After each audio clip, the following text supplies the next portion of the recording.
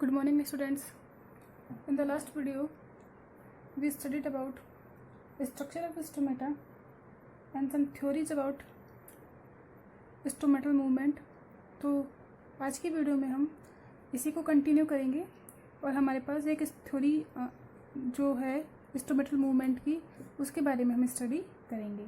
देखिए, एक बार स्टोमेटा के स्ट्रक्चर को हम दोबारा से रिकॉल कर लेते हैं कि स्टोमेटा के स्ट्रक्चर में हमने देखा था कि हमारे पास गार्ड सेल, स्टोमेटल पोर और सब्सिडियरी सेल्स थी। क्लियर है? तो हमारे पास देखिए स्ट्रक्चर, स्टोमेटा के स्ट्रक्चर में ये हमारे पास डाइकॉट्स में कैसे होते हैं गार्ड सेल्स, किडनी शेप्ड। तो ये दो क्या है आपके पास, गार्ड सेल्स है और इनके बीच में ये क्या है आपका स्टोमेटल पोर। ये तो आपका स्टोमेटल पोर है और ये क्या है आपके पास दो गार्ड सेल्स। क्लियर है? ये जो गार्ड सेल्स की जो इनर लेयर है तो थिक होती है और जो आउटर लेयर है वो कैसी होती है, थिन। इसकी चारों तरफ आपके पास क्या प्रेजेंट हो जाएंगी, सब्सिडियरी सेल्स। इनका नंबर फिक्स नहीं होता है। जो गार्ड सेल्स को कवर करके रखती है सेल्स, वो कौन सी होती है, सब्सिडियरी सेल्स। अब जो opening and closing of stomata है, यानी कि स्टोमेटल मूवमेंट की जब हम बात करते हैं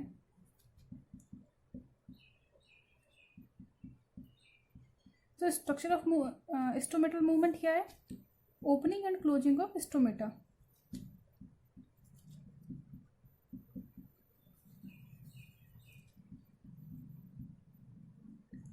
opening and closing of stomata is called as stomatal movement. और ये जो स्टोमेटल मूवमेंट है ये गार्ड सेल्स के ऊपर डिपेंड करता है।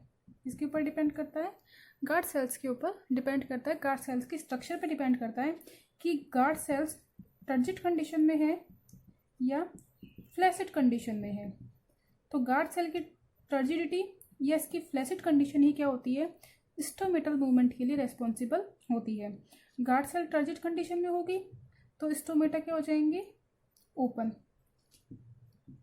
और गार्ड सेल्स फ्लैसिड कंडीशन में आ जाएगी तो स्टोमेटा क्या हो जाएंगे, क्लोज।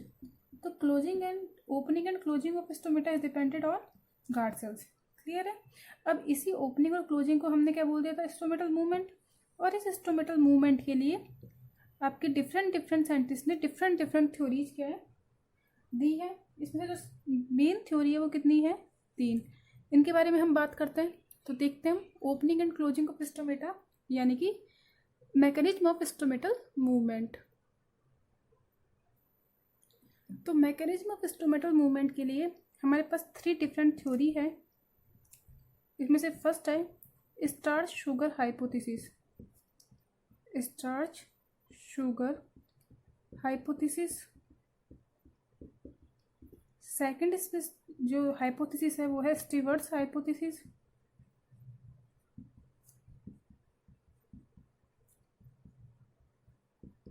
और लास्ट और सबसे जो मोस्ट इसमें जो थ्योरी है वो कौन सी है, active K plus ion, active K plus ion transport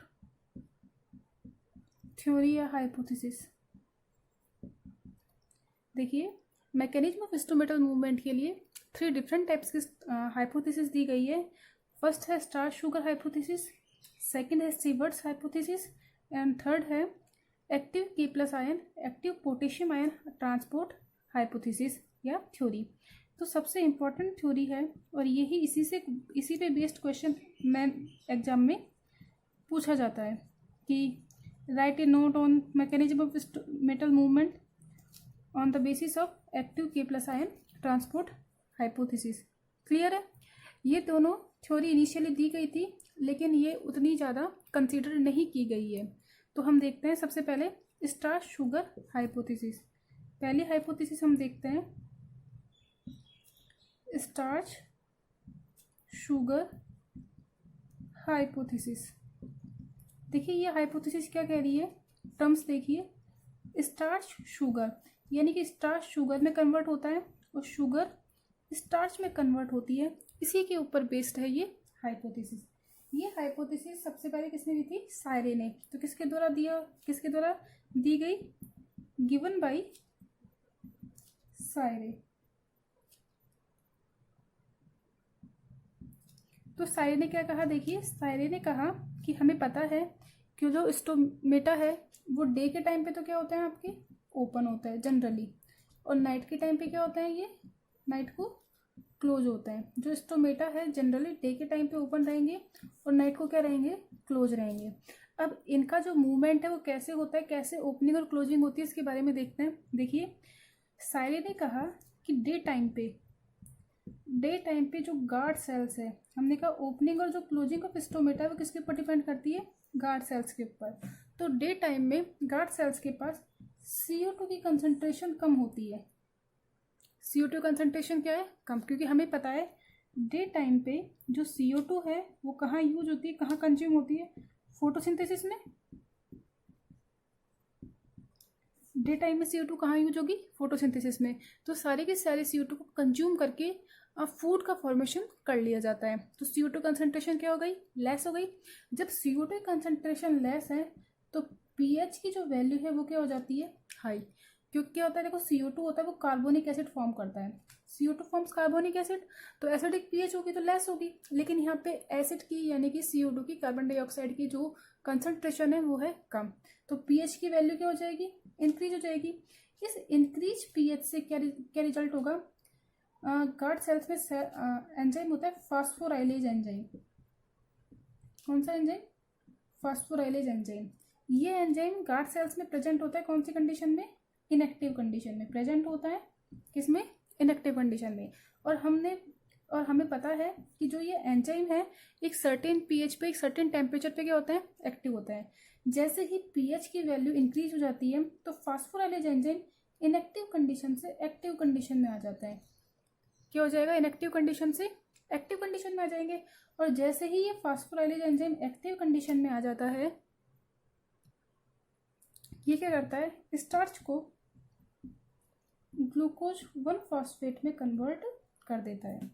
तो क्या कहा सायरे ने बताया इस थ्योरी में कि in the presence of light, यानी कि डे टाइम पे the pH of guard cells increase due to decrease in CO2 concentration. In the presence of light, the pH of guard cells increase because decrease in CO2 concentration, and at this high pH, the phosphorylase enzyme becomes active in these cells. These active phosphorylase enzyme convert starch into glucose 1-phosphate. Clear हुआ। अब जो glucose 1-फॉस्फेट बना है cytoplasm में dissolve होगा, और जैसे ही ये साइटोप्लाज्म में डिजोल्व होगा तो गार्ड सेल्स की DPD इंक्रीज हो जाएगी, और जैसे ही गार्ड सेल्स की DPD इंक्रीज हो जाएगी तो इसमें क्या हो जाएगा, एंडोऑस्मोसिस की प्रोसेस होगी। यानी कि बाहर से वाटर, जैसे कंसंट्रेशन इंक्रीज हुई तो वाटर क्या होगा, वो मूव करेगा यहाँ पे, तो क्या हो जाएगा यहाँ पे एंडोऑस्मोसिस। और इस एंडोऑस्मोसिस की प्रोसेस से क्या हो जाएगा, जो आपकी गार्ड सेल्स है वो टर्जिट कंडीशन में आ जाएगी। कैसी कंडीशन में आ जाएगी, टर्जिट। और मैं आपको बता चुकी हूँ कि जब आपकी गार्ड सेल्स टर्जिट कंडीशन में होती है तो स्टोमेटा क्या हो जाएंगे, आपके ओपन हो जाएंगे। तो इस तरीके से ओपनिंग ऑफ स्टोमेटा कंप्लीट होता है किसके में, गार्ड सेल्स में, स्टार्च शुगर हाइपोथेसिस के बेस पर। क्या कह रहा है स्टार्च शुगर हाइपोथेसिस, दोबारा देखिए। स्टार्च शुगर हाइपोथेसिस किसने दी थी, सायरे ने। और सायरे से पहले एक साइंटिस्ट हुए थे लॉयड ने बताया था कि गार्ड सेल्स में आपके ऑलरेडी स्टार्च क्या होता है, प्रेजेंट होता है। स्टार्च आपके प्लांट का स्टोरेज फूड है। जैसे एनिमल सेल्स ग्लाइकोजन के फॉर्म में फूड को स्टोर करते हैं, ऐसे ही प्लांट सेल एक्सेसिव फूड को क्या करते हैं, स्टार्च के फॉर्म में स्टोर कर लेते हैं। तो pH की वैल्यू इंक्रीज हो जाएगी due to decrease in CO2 concentration, और जैसे ही pH की वैल्यू इंक्रीज हुई तो जो इनएक्टिव फास्फोराइलेज एंजाइम था वो क्या हो गया, एक्टिव। और जैसे ही फास्फोराइलेज एंजाइम एक्टिव हुआ, इसने स्टार्च को ग्लूकोज 1-फॉस्फेट में कन्वर्ट कर दिया। इस ग्लूकोज 1-फॉस्फेट के साइटोप्लाज्म में डिजोल्व होने से साइटोप्लाज्म की DPD बढ़ जाएगी गार्ड सेल्स में। जैसे DPD इंक्रीज होगी तो एंडोऑस्मोसिस होगा। एंडोऑस्मोसिस से क्या होगा, वाटर के मॉलिक्यूल अंदर एंटर करेंगे आपके गार्ड सेल्स में, और गार्ड सेल्स कौन सी कंडीशन में आ जाएगी, टर्जिट कंडीशन में। इसका रिजल्ट क्या हुआ, आपका जो स्टोमेटा थे वो क्या हो गए, ओपन। ये तो हमने किसकी बात की थी, ओपनिंग ऑफ स्टोमेटा की। ओपनिंग ऑफ स्टोमेटा कब होगा ये काम, डे टाइम पे। अब देखिए जब हम क्लोजिंग की बात करते हैं इसमें कि स्टोमेटा कैसे क्लोजिंग होंगे, तो ये कब होंगे, नाइट पे। और नाइट में क्या होता है, प्रोसेस जस्ट इसकी क्या हो जाती है, अपोजिट हो जाती है। कैसी हो जाएगी प्रोसेस, अपोजिट हो जाएगी। जैसे ही आपके नाइट के टाइम पे CO2 की कंसंट्रेशन इंक्रीज हो गई, क्योंकि नाइट को फोटोसिंथेसिस नहीं होता, नाइट को फोटोसिंथेसिस नहीं होता, तो CO2 कंसंट्रेशन इंक्रीज हो गई, तो pH की कंसंट्रेशन क्या हो गई, pH की वैल्यू कैसी हो गई आपकी, कम। और जैसे ही pH की वैल्यू कम हुई तो ये जो एक्टिव था वापस कैसे हो जाएगा, इनएक्टिव हो जाएगा। क्या हो जाएगा, वापस रिवर्स हो जाएगी प्रोसेस, कैसे हो जाएगा ये, इनएक्टिव। और जो ग्लूकोज 1 फॉस्फेट बना था स्टार्च से, तो ग्लूकोज 1 फॉस्फेट वापस किस में कन्वर्ट हो जाएगा, स्टार्च में कन्वर्ट हो जाएगा। यहाँ पे एक्सो ऑस्मोसिस होगा, सेल फ्लैसिड कंडीशन में आ जाएगी और स्टोमेटा क्या हो जाएंगे आपके, क्लोज हो जाएंगे। क्लियर है। ये तो हमने बात की स्टार्च शुगर हाइपोथेसिस के बारे में। फिर हम नेक्स्ट की बात करते हैं, और नेक्स्ट कौन सा है हमारे पास, जो सेकंड हाइपोथेसिस है वो किसकी है, स्टीवर्ट्स की हाइपोथेसिस। स्टीवर्ट ने क्या किया था, जो सायरे का जो हाइपोथेसिस थी, इस सायरे की हाइपोथेसिस को थोड़ा सा मॉडिफाइड फॉर्म में दिया, और स्टार्च शुगर हाइपोथेसिस को इसने आगे क्या है, इसी में ही रिजल्ट में इसने चेंज किया और अपनी नई हाइपोथेसिस दे दी, जो कौन सी है, स्टीवर्ट्स हाइपोथेसिस। तो हम नेक्स्ट हाइपोथेसिस के बारे में स्टडी करते हैं, वो कौन सी है, स्टीवर्ट हाइपोथेसिस। जैसे कि मैंने आपको बताया कि इसने सायरे की हाइपोथेसिस को क्या किया है, एक्सटेंड किया है। सायरे ने क्या कहा था कि डे टाइम पे CO2 की जो कंसंट्रेशन है वो क्या होती है, लेस, और pH क्या होती है, हाई। और इस पे क्या होता है, आपका स्टार्च किस में कन्वर्ट हो जाता है, ग्लूकोज 1 फॉस्फेट में कन्वर्ट हो जाता है। इतनी हमें बात किसने बता दी थी, सायरे ने। सायरे ने क्या कहा कि डे के टाइम पे CO2 कंसंट्रेशन लेस होती है, pH की वैल्यू हाई होती है, और स्टार्च किस में कन्वर्ट हो जाता है, ग्लूकोज 1 फॉस्फेट में कन्वर्ट हो जाता है। ऐसा हमने जस्ट अभी पढ़ा है, ठीक है। तो स्टीवर्ट ने इसी के आगे एक्सटेंड किया। स्टीवर्ट ने कहा ये जो स्टार्च जो कन्वर्ट हुआ था, स्टार्च फास्फोडाइलेज की प्रेजेंस में जो कन्वर्ट हुआ था ग्लूकोज 1 फॉस्फेट में, ये यहीं पे ही नहीं रहता, ये आगे और कन्वर्ट होता है, क्या बना देता है, ये ग्लूकोज 1 फॉस्फेट ग्लूकोज 6 फॉस्फेट में कन्वर्ट हो जाता है। और ये ग्लूकोज 6 फॉस्फेट आगे जाके ग्लूकोज फॉर्म कर देता है। अब देखिए यहाँ पे क्या होगा, जब हम ग्लूकोज 1 फॉस्फेट की, ग्लूकोज 6 फॉस्फेट की और ग्लूकोज की सॉल्युबिलिटी देखते हैं वाटर में, तो ग्लूकोज 6 फॉस्फेट और ग्लूकोज मोर सॉल्युबल है, यानी कि जल्दी डिजॉल्व हो जाता है। क्या होता है, ये जल्दी डिजॉल्व हो जाता है। ग्लूकोज 1 फॉस्फेट क्या होता है, लेट होता है। तो जैसे ही डिजॉल्व जल्दी होंगे तो ऑस्मोटिक प्रेशर क्या है, बढ़ेगा, और इससे क्या हो जाएगी, सेल आपकी जल्दी टर्जिट कंडीशन में आ जाती है और स्टोमेटा क्या हो जाएंगे, ओपन हो जाएंगे। तो क्या कहा स्टीवर्ट ने कि ग्लूकोज 1 फॉस्फेट आगे कन्वर्ट होता है ग्लूकोज 6 फॉस्फेट में और ग्लूकोज में, ये मोर डिजॉल्व होते हैं, जल्दी डिजॉल्व होते हैं। इसीलिए क्या करते हैं ये कि जो सॉल्यूशन है साइटोप्लाज्म का उसे मोर कंसंट्रेटेड कर देंगे, तो उसके कारण क्या हो जाएगा, एंडोऑस्मोसिस की प्रोसेस होगी, सेल्स टर्जिट कंडीशन में आ जाएंगी और स्टोमेटा क्या हो जाएंगे, ओपन हो जाएंगे।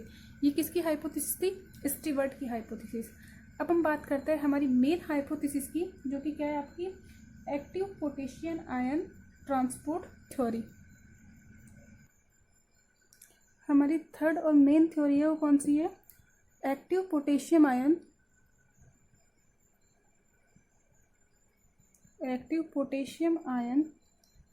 Transport theory. जो ये active potassium ion transport theory है, ये थ्योरी किसने दी थी, given by Imamura and Fujino. Given by Imamura and फ्यूजिनो।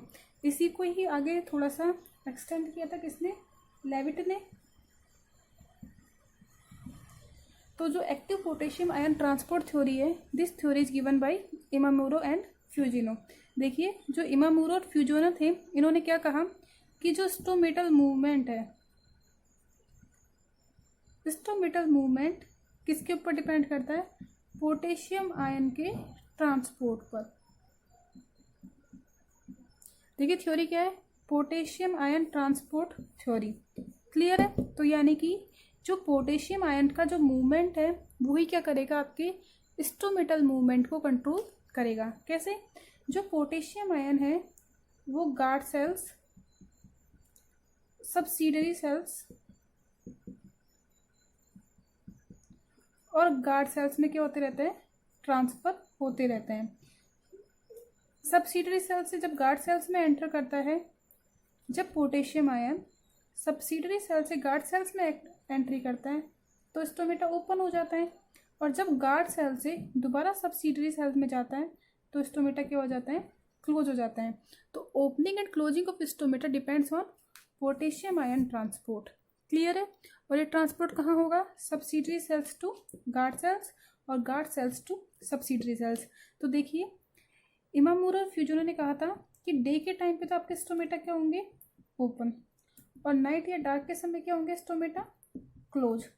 ये ओपनिंग और क्लोजिंग ऑफ स्टोमेटा कैसे होती है देखते हैं इसके बारे में। तो देखिए, डे के टाइम पे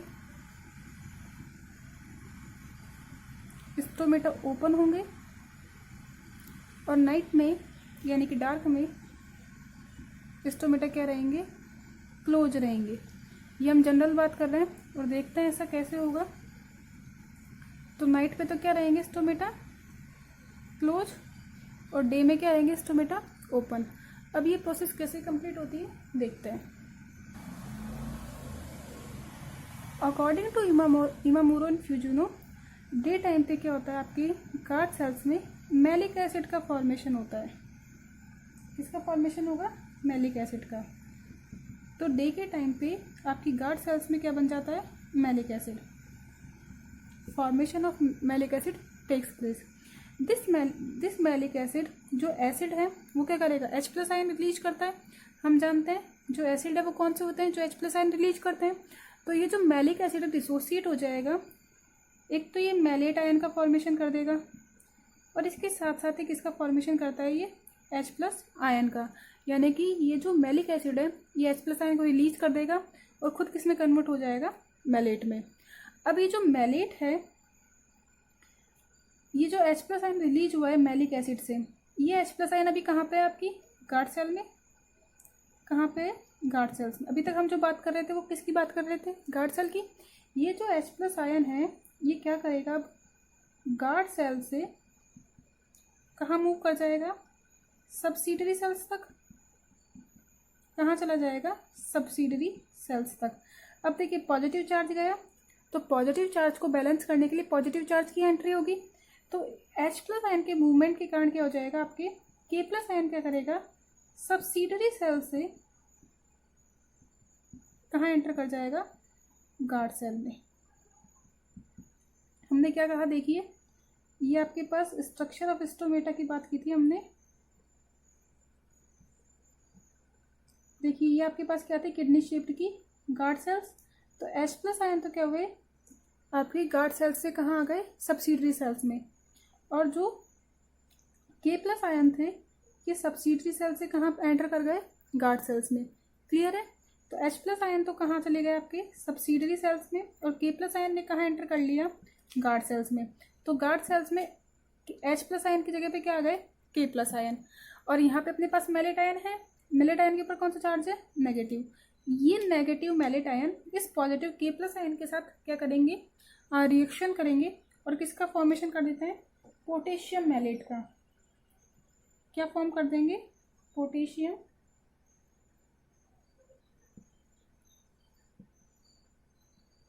मैलेट का फॉर्मेशन कर देते हैं। अब जैसे ही ये पोटेशियम मैलेट फॉर्म हुआ आपकी गार्ड सेल्स में, तो अब गार्ड सेल्स में क्या हो जाएगा? आपके एंडोऑस्मोसिस। क्या हो जाएगा? एंडोऑस्मोसिस। ऑस्मेटिक कंसंट्रेशन क्या हुई? यहाँ पे इंक्रीज हो गई। ऑस्मेटिक प्रेशर क्या हो गया? इंक्रीज हो गया। इसीलिए क्या हो जाएगा? यहाँ पे एंडोऑस्मोसिस की प्रोसेस कंप्लीट होगी। और हमें पता है कि जैसे एंडोऑस्मोसिस होगा तो एंडोऑस्मोसिस से क्या होगा कि आपके वाटर मॉलिक्यूल है वो सेल के अंदर एंटर करेंगे, साइटोप्लाज्म में एंटर करेंगे,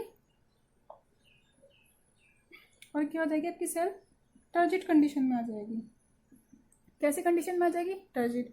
और टर्जिड कंडीशन से क्या हो जाएगा? आपके स्टोमेटा ओपन हो जाएंगे। Open stomata. और गार्ड सेल्स कौन सी कंडीशन में आ गई? आपकी टर्जिड कंडीशन में। क्लियर है? हमने क्या कहा कि डे के टाइम पे मैलिक एसिड का फॉर्मेशन हुआ। ये मैलिक एसिड क्या हुआ, मैलेट आयन और H+ आयन में डिसोशिएट हो गई। कहाँ पे हुई ये प्रोसेस, गार्ड सेल्स में। अब जो गार्ड सेल्स में जो H+ आयन रिलीज हुए, ये H+ आयन गार्ड सेल से सब्सिडरी सेल्स में एंटर कर जाएंगे। यहाँ से सब्सिडरी सेल्स अब क्या होगा, आपके गार्ड सेल्स में पोटेशियम आयन एंटर कर जाएंगे H+ आयन को बैलेंस करने के लिए, पॉजिटिव चार्ज को बैलेंस करने के लिए। अब जो ये आपके K+ आयन एंट्री की है, वो इस मैलेट आयन के साथ क्या कर लेंगे, रिएक्शन कर लेंगे और पोटेशियम मैलेट का फॉर्मेशन हो जाता है। जैसे ही पोटेशियम मैलेट का फॉर्मेशन होता है, ऑस्मोटिक कंसंट्रेशन बढ़ जाती है और क्या हो जाएगा, आपका एंडोऑस्मोसिस की प्रोसेस कंप्लीट होती है। एंडोऑस्मोसिस का रिजल्ट क्या हुआ, सेल ट्रांजिट कंडीशन में हो गई, और जैसे ही सेल ट्रांजिट कंडीशन में हुई तो स्टोमेटा क्या हो गए, ओपन हो गए। अब हम बात करते हैं नाइट की, कि नाइट में क्या होता है। देखिए, हमें पता है नाइट के टाइम पे गार्ड सेल्स में CO2 कंसंट्रेशन हाई होती है, क्योंकि नाइट पे फोटोसिंथेसिस नहीं होता, फोटोसिंथेसिस की एब्सेंस हो गई। अब फोटोसिंथेसिस नहीं है तो CO2 की कंसंट्रेशन क्या हो गई, हाई। इस हाई कंसंट्रेशन पे एब्सिसिक एसिड, कौन सा एसिड, एब्सिसिक एसिड। क्या है ये एब्सिसिक एसिड, ये एब्सिसिक एसिड एक फाइटो हार्मोन है, प्लांट हार्मोन है। क्या है ये, प्लांट हार्मोन।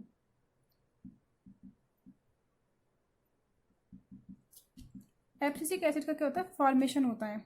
CO2 की जैसे ही कंसंट्रेशन हाई होगी, हम बात कर रहे हैं गार्ड सेल्स की, किसकी बात कर रहे हैं अभी, रात में नाइट के टाइम पे गार्ड सेल्स की। CO2 कंसंट्रेशन हाई हुई, जैसे ही CO2 कंसंट्रेशन हाई होती है, प्लांट स्ट्रेस में आ जाता है। किस में आ जाएगा, प्लांट स्ट्रेस में, क्योंकि CO2 की हाई कंसंट्रेशन प्लांट्स के लिए कैसी होती है, ये हार्मफुल होती है। प्लांट आ गया स्ट्रेस में, तो किसका सिक्रेशन हुआ, एब्सिसिक एसिड का। इसीलिए एब्सिसिक एसिड को हम स्ट्रेस हार्मोन भी कहते हैं। जब हम प्लांट हार्मोन पढ़ेंगे तब हम एब्सिसिक एसिड के बारे में भी डिस्कस करेंगे। अब क्या होता है, जैसे ही एब्सिसिक एसिड का फॉर्मेशन होता है तो जो पोटेशियम मैलेट फॉर्म हुआ था डिसोसिएट हो जाता है, और ये जो पोटेशियम मैलेट से K+ तो अलग हो गया और मैलेट आयन वापस क्या हो गया, आपका रिलीज हो गया। अब ये K+ क्या करेगा, अपनी ओरिजिनल पोजीशन पे जाएगा, यानी कि कहाँ जाएगा, ये गार्ड सेल से कहाँ चला जाएगा, सब्सिडरी सेल्स की तरफ।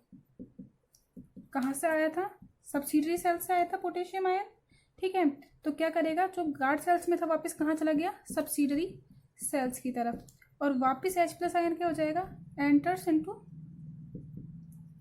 गार्ड सेल्स, वापस कहाँ एंट्री कर गया, गार्ड सेल्स में। तो इस पूरी प्रोसेस से क्या हो जाएगा, एक्सोऑस्मोसिस। और जैसे ही एक्सोऑस्मोसिस होगा, सेल कौन सी कंडीशन में आ जाएगी, आपकी फ्लैसिड कंडीशन में, यानी कि आपके स्टोमेटा क्या हो गए, क्लोज हो गए। क्लियर है। तो देखिए क्या कह रहा है ये, कि नाइट के टाइम पे स्टोमेटा क्लोज होते हैं। कैसे होते हैं, नाइट को CO2 का एब्सिसिक एसिड के प्रेजेंस में क्या हो जाएगा, पोटेशियम मैलेट टूट जाएगा, डिसोशिएट हो जाएगा, पोटेशियम अलग और मैलेट आयन अलग। ये पोटेशियम वापस अपनी ओरिजिनल पोजीशन सब्सिडरी सेल्स पे चला जाएगा, और जो H+ आयन है वो वापस कहाँ एंटर कर जाएंगे, गार्ड सेल में। इस प्रोसेस से क्या होगा, रिवर्स हो गई, तो N2 की जगह क्या हो जाएगा, एक्सोऑस्मोसिस हो जाएगा, सेल फ्लैसिड कंडीशन में आ जाएगी, और स्टोमेटा वापस क्या हो जाएंगे, क्लोज हो जाएंगे। तो इस तरीके से हमने starch sugar hypothesis, steward hypothesis and potassium ion movement theory भी हमने स्टोमेटल मूवमेंट से रिलेटेड पढ़ ली है। आज के लिए इतना ही, थैंक यू। नेक्स्ट वीडियो में हम इम्पोर्टेंस ऑफ ट्रांसपिरेशन और ट्रांसपिरेशन को अफेक्ट करने वाले फैक्टर्स के बारे में स्टडी करेंगे।